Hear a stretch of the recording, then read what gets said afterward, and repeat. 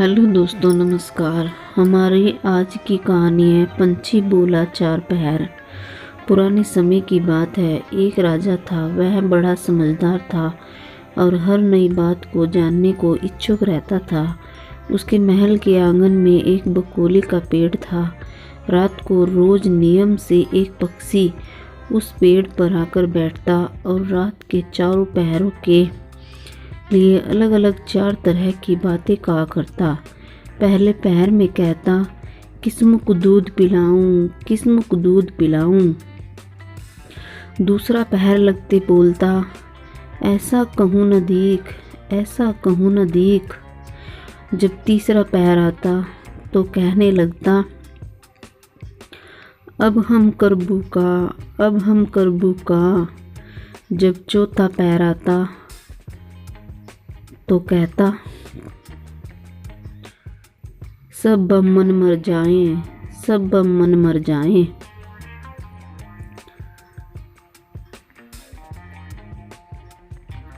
राजा रोज रात को जागकर पक्षी के मुख से चारों पहरों की चार अलग अलग बातें सुनता। सोचता पक्षी क्या कहता, पर उसकी समझ में कुछ न आता। राजा की चिंता बढ़ती गई।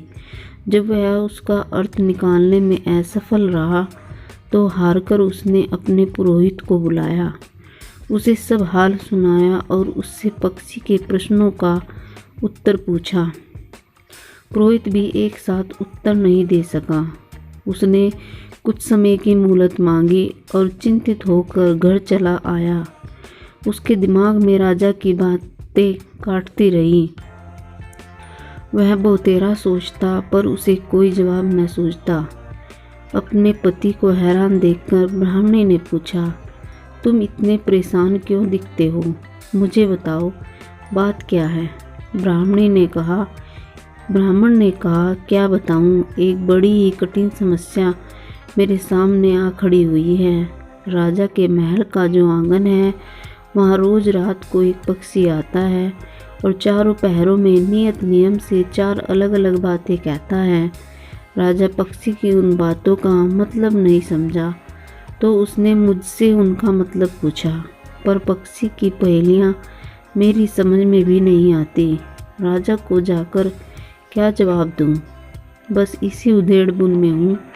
ब्राह्मणी बोली, पक्षी कहता क्या है, जरा मुझे भी सुनाओ। ब्राह्मण ने चारों पहरों की चारों बातें कह सुनाई।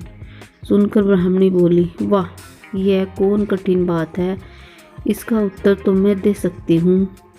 चिंता मत करो, जाओ राजा से जाकर कह दो कि पक्षी की बातों का मतलब मैं जानती हूँ।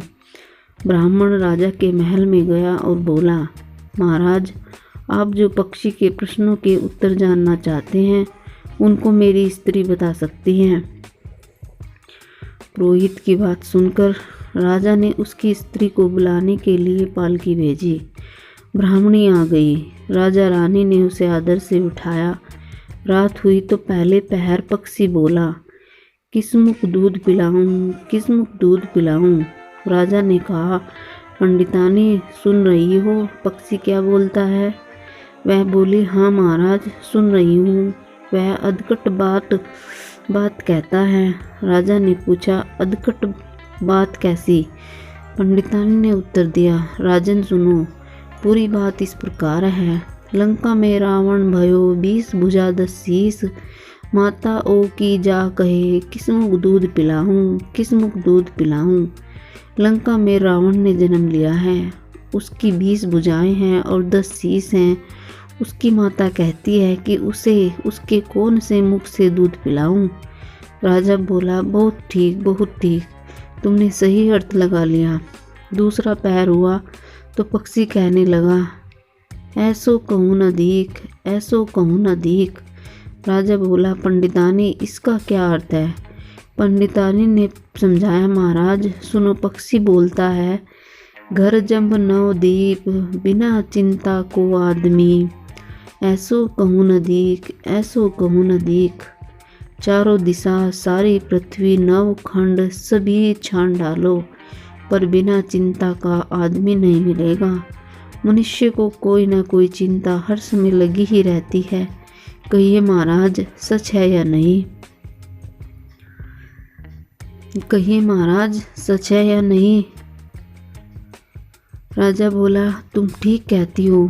तीसरा पहर लगा तो पक्षी ने रोज की तरह अपनी बात को दोहराया। अब हम करबू का, अब हम करबू का। ब्राह्मणी राजा से बोली, महाराज, इसका मर्म भी मैं आपको बतला देती हूँ, सुनिए। 5 वर्ष की कन्या साठे दई ब्याह, बैठी कर्म बिसूरती, अब हम करबू का, अब हम करबू का। 5 वर्ष की कन्या को 60 वर्ष के बूढ़े के गले बांध दो तो बेचारी अपना कर्म पीट कर यही कहेगी, अब हम करबू का, अब हम करबू का। सही है ना महाराज?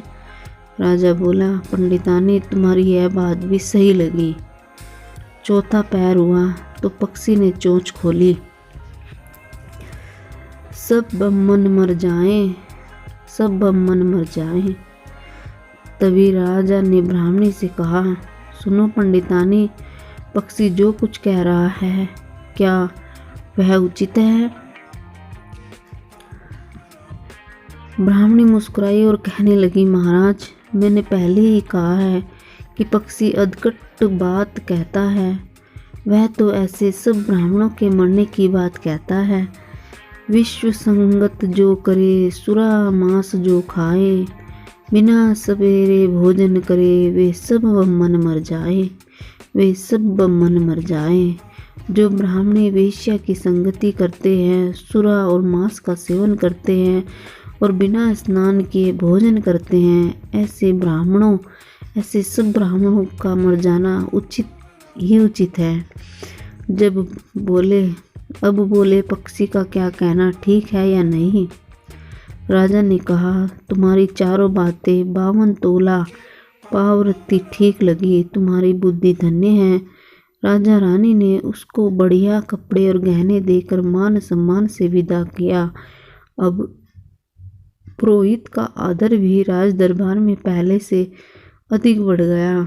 दोस्तों, कहानी पसंद आई तो लाइक, शेयर और सब्सक्राइब जरूर करें। मिलते हैं एक ऐसी ही ज्ञानवर्धक कहानी में। तब तक के लिए नमस्कार, जय हिंद।